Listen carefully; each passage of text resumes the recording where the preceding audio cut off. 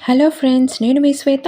Welcome to Shweta's art of recipe. ఈరోజు మనము 4 రకాల స్వీట్స్ చాలా ఈజీగా మరియు తినే కొద్దీ తినాలనిపించే రుచిగా ఎలా చేయాలో చూపించబోతున్నాను. ఈ స్వీట్స్ కూడా నోట్లో వేసుకుంటే వెన్నలా కరిగిపోయేలా చాలా రుచిగా ఉంటాయి. ఒకసారి ఇలా ట్రై చేసి చూడండి. ముఖ్యంగా ఈ దివాళీ ఫెస్టివల్స్కి ఇలాంటి స్వీట్స్ చేసి పెడితే ఇంట్లో ఎవరైనా కూడా చాలా ఇష్టంగా తింటారు. ఇక ఈ బ్రెడ్ డెజర్ట్ తయారు చేసుకునే విధానం చూసేద్దాం. ముందుగా మనము ఇలా 5 పీసుల బ్రెడ్ని 4 పీసెస్గా కట్ చేసేసుకోవాలి. నేనైతే ఇక్కడ ఒక స్లైస్ని 4 పీసెస్గా కట్ చేసుకుంటున్నాను. కొంచెం పెద్ద సైజుగానే కట్ చేసుకుంటాను. మీరు కావాలంటే ఇంకొంచెం చిన్న సైజులో అయినా కట్ చేసుకోవచ్చు. అంటే 6 పీసెస్గా అయినా కూడా కట్ చేసుకోవచ్చు. తర్వాత మరొక బౌల్ పెట్టుకొని అందులో కొద్దిగా ఆయిల్ మరియు గీని కూడా వేసుకోవాలి. ఈ గీ వేయడం వల్ల మనకి రుచి అనేది చాలా బాగుంటుంది. లేదు అనుకుంటే కంప్లీట్గా అయినా గీ వేసుకొని ఈ బ్రెడ్ స్లైసెస్ని ఇలా పెట్టుకొని 2 వైపులా బాగా రోస్ట్గా ఫ్రై చేసుకోవాలి. చూడండి, 2 వైపులా ఇలా తిప్పుకుంటూ బాగా రోస్ట్గా ఫ్రై చేసుకోవాలి. ఇలా రోస్ట్గా ఫ్రై చేసుకోవడం వల్ల మనకి బ్రెడ్ స్లైసెస్ అనేది కొంచెం క్రిస్పీగా అవుతాయి. ఇలా మనము బాగా ఫ్రై చేసుకున్న తర్వాత తీసి పక్కన పెట్టుకోవాలి. మిగిలిన అన్ని బ్రెడ్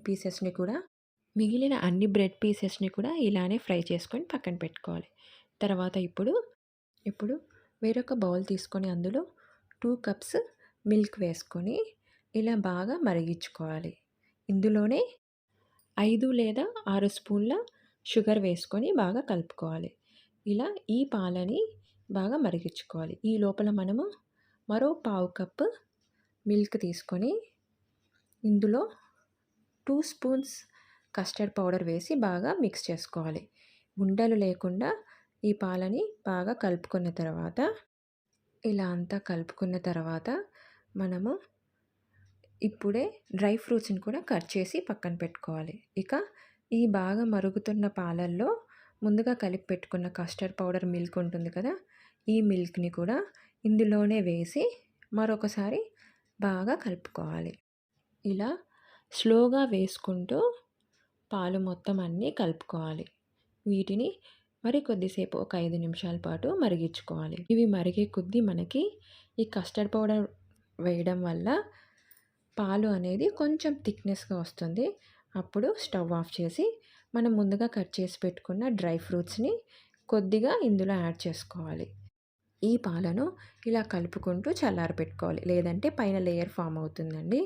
ఇప్పుడు వేరొక బౌల్ తీసుకొని ఇందులో మనం ముందుగా ఫ్రై చేసుకున్న బ్రెడ్ స్లైసెస్ని పెట్టి ఇప్పుడు చల్లారి పెట్టుకున్న ఈ పాలని ఈ బ్రెడ్ స్లైసెస్ మీద కొన్నిగా వేసుకొని తర్వాత మరో లేయర్ ఈ బ్రెడ్ స్లైసెస్ని పెట్టుకోవాలి.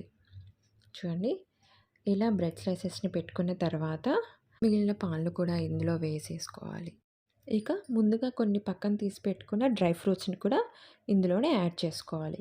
నేనైతే ఇక్కడ కంప్లీట్గా డిప్ చేయకోకుండా కొద్దిగా క్రిస్పీగా ఉండాలని చెప్పి బ్రెడ్ స్లైసెస్ని నేను ఇక్కడ హాఫ్ వరకు డిప్ చేసి మిగతా బ్రెడ్ స్లైసెస్ని అలానే పెట్టేశాను. మీరు లేదు అనుకుంటే కంప్లీట్గా అయినా కూడా మిల్క్లో డిప్ చేసుకోవచ్చు. ఇది ఫ్రిడ్జ్లో పెట్టుకొని తిన్నా కూడా చాలా బాగుంటుంది. ఇక రెండో రెసిపీ బ్రెడ్ హల్వా. ఈ బ్రెడ్ హల్వా మనం నోట్లో వేసుకుంటే వెన్నలా కరిగిపోతుంది. మనకి తినే కొద్దీ తినాలనిపిస్తుంటే ఈ స్వీట్ ఎలా చేయాలో చూపించబోతున్నాను. ముందుగా నేను ఇక్కడ 4 స్లైసెస్ బ్రెడ్ పీసెస్ తీసుకుంటున్నాను. వీటిని కూడా మనము ఒక స్లైస్ని 4 పీసెస్గా కట్ చేసుకుంటున్నాను. చూడండి, ఇలా కట్ చేసుకున్న తర్వాత మిగిలిన అన్ని స్లైసెస్ని కూడా ఇలాగే 4 పీసెస్గా కట్ చేసుకోవాలి. చూడండి, ఇలా 4 పీసెస్గా కట్ చేసుకొని పక్కన పెట్టుకోవాలి. ఇప్పుడు వేరొక బౌల్ తీసుకొని అందులో కొద్దిగా గీ వేసుకోవాలి. నేనైతే ఇక్కడ 3 to 4 స్పూన్స్ గీ వేసుకుంటున్నానండి. ఈ గీ కొద్దిగా వేడైన తర్వాత మనం ముందుగా కట్ చేసి పెట్టుకున్న బ్రెడ్ స్లైసెస్ని ఇందులో ఒకదాని తర్వాత ఒకటి నిదానంగా పెట్టుకోవాలి. వీటిని కూడా మనము లో ఫ్లేమ్లోనే ఈ బ్రెడ్ స్లైసెస్ని కూడా మనము తిప్పుకుంటూ కాల్చుకోవాలి. ఒకవేళ మీకు ఘీ అంతా బ్రెడ్ పీసెస్ అనేటివి పీల్చేసుకుంటే కొంచెం కొంచెంగా బ్రెడ్ స్లైసెస్ మీద మనము ఘీ యాడ్ చేసుకుంటూ ఫ్రై చేసుకోవాలి. చూడండి, ఇలా రోస్ట్‌గా ఫ్రై చేసుకున్న తర్వాత మనము ఈ పీసెస్‌ని ఒక ప్లేట్‌లోకి తీసి పక్కన పెట్టుకోవాలి. అన్ని బ్రెడ్ పీసెస్‌ని కూడా ఇలా ఫ్రై చేసుకోవాలి. ఇప్పుడు మనము అదే కడాయిలో హాఫ్ కప్ షుగర్ వేసుకోవాలి. ఇందులోనే మనము 2 కప్స్ వాటర్ వేసుకోవాలి. ఏ కప్పుతో అయితే మనం షుగర్ తీసుకున్నామో అదే కప్పుతో మనం వాటర్ కూడా తీసుకోవాలి. చూడండి, ఇలా 2 కప్స్ వాటర్ వేసుకున్న తర్వాత మనము షుగర్‌నంతా మెల్ట్ అయ్యేంత వరకు ఇలా కలుపుతూ ఉండాలి. మీకు ఇంకొంచెం స్వీట్‌నెస్ ఎక్కువ కావాలి అనుకుంటే ఇంకొంచెం షుగర్ యాడ్ చేసుకోవచ్చు. ఇప్పుడు ఈ షుగర్ మెల్ట్ అయ్యేంత వరకు బాగా కలుపుకొని ఇలా బాయిల్ చేసుకోవాలి. చూడండి, షుగర్ అనేది వాటర్‌లో బాగా కరిగిపోయింది కదా! ఇప్పుడు ఫ్రై చేసి పెట్టుకున్న ఈ బ్రెడ్ పీసెస్‌ని కూడా ఇందులో యాడ్ చేసేసుకోవాలి. ఒకదాని తర్వాత ఒకటి ఇలా స్లోగా పెట్టుకోవాలి. ఈ బ్రెడ్ పీసెస్ అనేటివి ఆ షుగర్ సిరప్‌నంతా పీల్చేసుకున్న తర్వాత ఇలా స్పూన్‌తో మనము ఇలా స్మాష్ చేసుకుంటూ కలుపుకోవాలి. చూడండి, మనం కలుపుతుంటే కూడా ఇలా సాఫ్ట్‌గా ఉంటుంది కదా! ఇది సిరప్‌నంతా పీల్చుకొని బ్రెడ్ అనేది చాలా సాఫ్ట్‌గా అయిపోతుంది. అంతే అండి. ఈ బ్రెడ్ హల్వా రెడీ అయిపోయింది. ఇందులోనే సన్నగా కట్ చేసి పెట్టుకున్న డ్రై ఫ్రూట్స్‌ని కూడా యాడ్ చేసుకోవచ్చు. నేనైతే ఇక్కడ బాదం వేశానండి. మీరు కావాలంటే మిగిలిన అన్ని డ్రై ఫ్రూట్స్‌ని కూడా వేసుకోవచ్చు. ఈ కాజుని కూడా చిన్న చిన్న పీసెస్‌గా కట్ చేసి వేసుకున్నాను.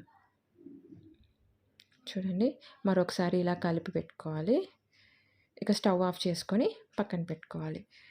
నేనైతే ఇక్కడ లాస్ట్‌లో కొద్దిగా ఘీ యాడ్ చేసుకుంటున్నాను. ఇది ఆప్షనల్ అండి. అంతే అండి. నోట్లో వేసుకుంటే వెన్నలా కరిగిపోయే బ్రెడ్ హల్వా రెడీ అయిపోయింది. ఈ స్వీట్ చాలా చాలా టేస్టీగా ఉంటుంది. ఒకసారి ఇలా ట్రై చేసి చూడండి. ఇక మూడవ రెసిపీ గులాబ్ జామ్. ఈ గులాబ్ జామ్‌ని చాలా సాఫ్ట్‌గా ఎలా చేయాలో చూపించబోతున్నాను.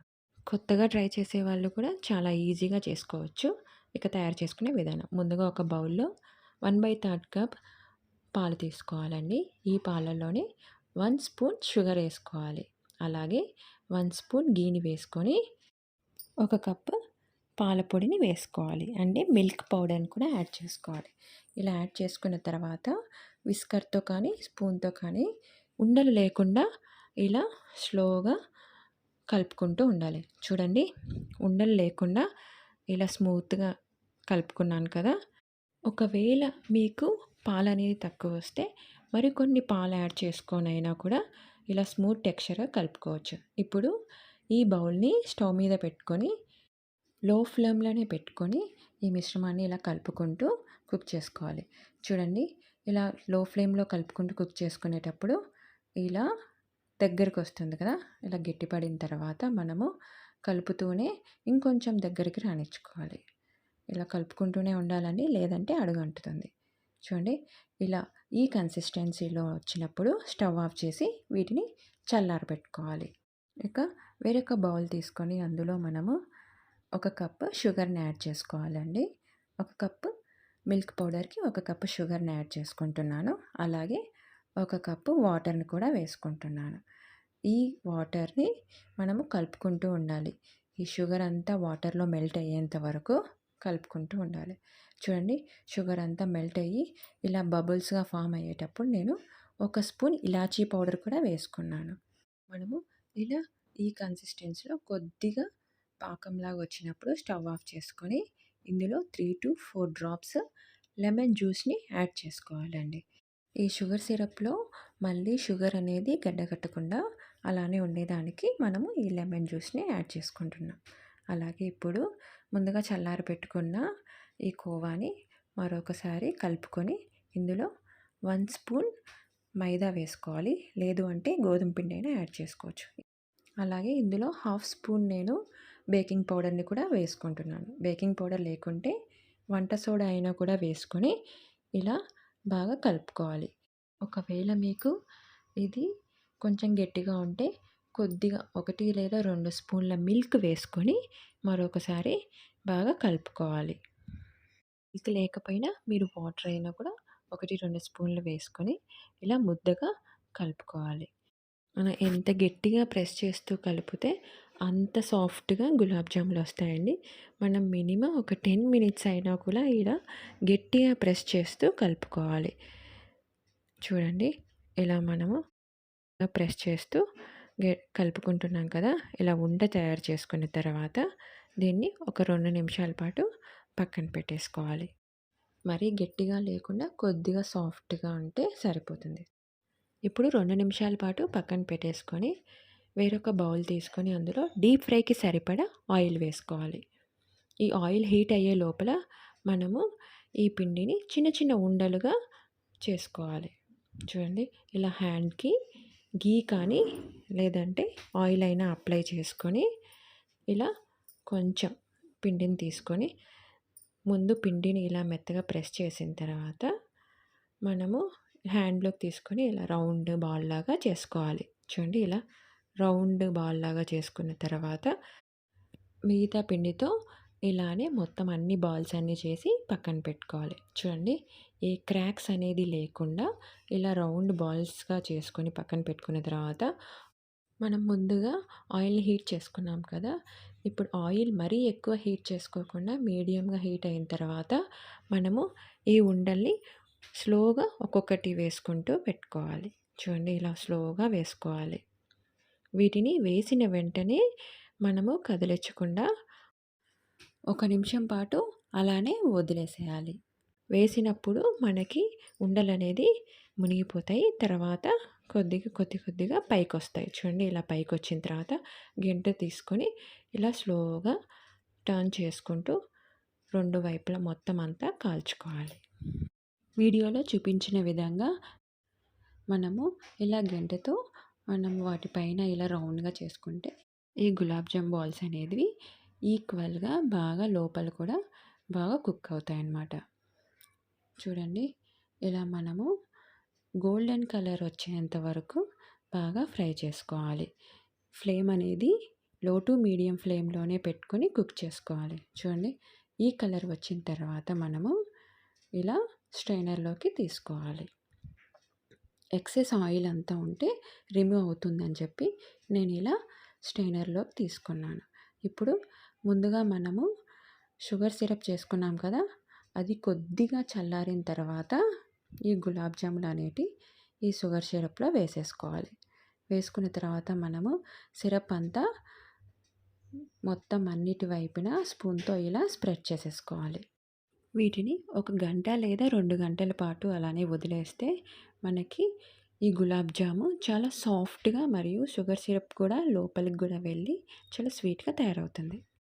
ఇక 4వ రెసిపీ మైసూర్ పాక్ అండి. ఈ రెసిపీ కూడా చాలా సాఫ్ట్‌గా మరియు చాలా చాలా రుచిగా ఉంటుంది. నోట్లో వేసుకుంటే వెన్నలా కరిగిపోతుంది ఇది కూడా. మీరు ఎన్ని రోజులు పెట్టుకున్నా కూడా ఈ స్వీట్ అనేది గట్టిపడకుండా చాలా సాఫ్ట్‌గా ఉంటుంది. ముందుగా మనం ఒక బౌల్ తీసుకొని 2 కప్స్ శనగపిండిని ఇలా స్ట్రైనర్‌లో వేసుకొని జల్లించుకోవాలండి. ఇలా జల్లించుకోవడం వల్ల మనకి ఏదైనా చెక్క పురుగులు కానీ ఏదన్నా ఉంటుందని నేను ఇలా జల్లించుకుంటున్నానండి. చూడండి ఇలా చిన్న చిన్న ఉండలు ఉన్నాయి కదా! ఈ ఉండల్ని నేను ఇంకా రిమూవ్ చేసేస్తున్నాను. ఇప్పుడు మనము జల్లించుకున్న శనగపిండిని వేరొక బౌల్లోకి వేసుకొని ఒక 2 నిమిషాల పాటు ఇలా మనం ఫ్రై చేసుకోవాలి. ఈ ఫ్రై చేసుకునేటప్పుడు మనకి అరోమా అనేది చాలా బాగుంటుంది. ఇప్పుడు ఇది ఫ్రై చేసిన తర్వాత 2 కప్పుల శనగపిండికి 1 కప్పు ఘీ వేసుకుంటున్నానండి. ఘీ వేసుకున్న తర్వాత ఇలా కలుపుకుంటూ ఉండాలి. ఉండలు లేకుండా ఇలా స్మూత్ టెక్స్చర్‌గా కలుపుకోవాలి. ఇప్పుడు స్టవ్ ఆఫ్ చేసి పక్కన పెట్టుకొని వేరొక బౌల్‌లో మనము 2 కప్స్ శనగపిండికి 2 కప్స్ షుగర్ యాడ్ చేసుకుంటున్నానండి.